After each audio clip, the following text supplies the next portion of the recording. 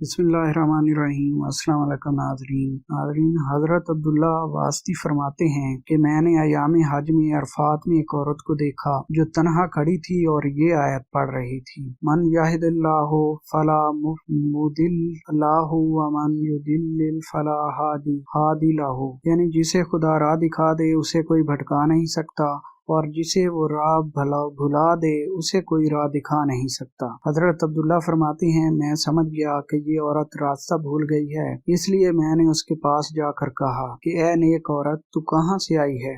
तो उसने जवाब में ये आयत पढ़ी, सुभान अल्लाज़ी यसरी बिअहदी लैलम मिनल मस्जिदिल हरामी इलल मस्जिदिल अक्सा। मैंने पूछ लिया कि ये बैतुल मुकद्दस से आई है।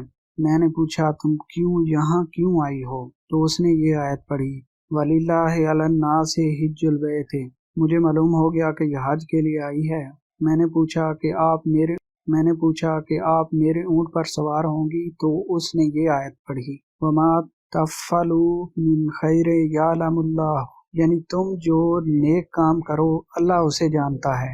मैंने समझ लिया कि ये ऊँट पर सवार होने को आमादा है, चुनाचा मैंने ऊँट पर बिठा लिया और वो सवार होने लगी। तो फिर ये आयत पढ़ी, कुल लिल मोमिनीना यगुद्दू मिन अबसारिहिम, यानी मोमिन अपनी नजरें नीची रखें। चुनाचे मैंने अपनी नजरें दूसरी तरफ फेर ली और वो सवार हो गई। फिर मैंने पूछा, आपका नाम क्या है? तो बोली, वज़कुर फिल किताब मरियम, मुझे पता चल गया कि उसका नाम मरियम है। मैंने पूछा, आपकी औलाद? तो बोली, वकल्लमल्लाहु मूसा तुकल्लिमन वत्तखज़ुल्लाहु इब्राहीम खलीला या दाऊद इन्ना जअलनाका खलीफा।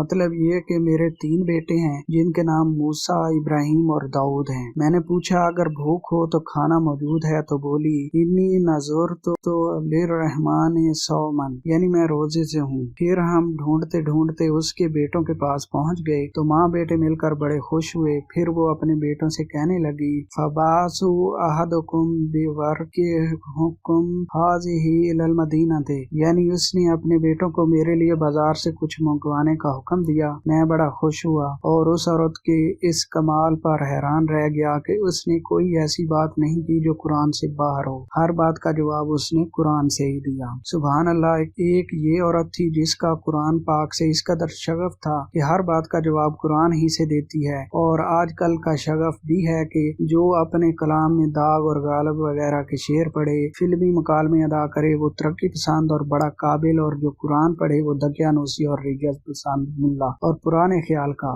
आजकल जो मुसलमान औरतें ढोलक पर फजूल गीत गाती और ब्याह शादियों में वाहियात शेर पढ़ती हैं, उनको इस नेक औरत के किरदार से सबक हासिल करना चाहिए और अपनी जुबानों को गंदे गानों से मलूस नहीं करना चाहिए, बल्कि कुरान याद करके कुरान की आयत के साथ अपनी जुबानों को मुबारक और तैयब व ताहिर बना लेना चाहिए। ऐ मुसलमान औरतों, कुरान पढ़ो और गंदे गानों गीतों से बचो। नाज़रीन, ये थी वीडियो, उम्मीद है आपको पसंद आई होगी। मिलती हैं अगली वीडियो में।